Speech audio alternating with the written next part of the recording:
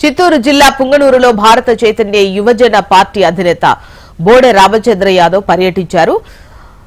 ఆరడిగుంట పంచాయతీ కురపల్లిలో ఆదివారం జరిగిన మైసభ జాతరకు హాజరయ్యారు.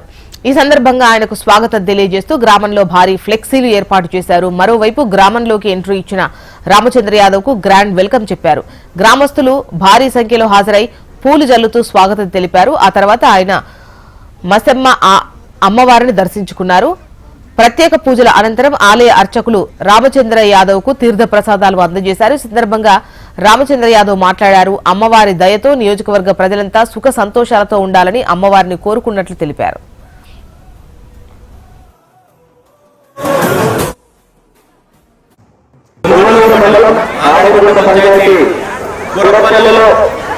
ప్రతి ఏటా ఎంతో వైభవంగా జరిగే మసమ్మ జాతరకు ఇక్కడికి వచ్చేసిన భక్తులందరికీ కూడా హృదయపూర్వక నమస్కారాలు తెలియజేస్తూ ఆ అమ్మవారి ఆశీస్సులు ప్రతి ఒక్కరికి ఉండాలని, ఆ అమ్మవారి ఆశీస్సులతో అందరికీ మంచి జరగాలని మనస్ఫూర్తిగా కోరుకుంటూ గురపల్లిలో జరుగుతున్న మసమ్మ జాతర శుభాకాంక్షలు తెలియజేస్తూ సెలవు తీసుకుంటున్నాను.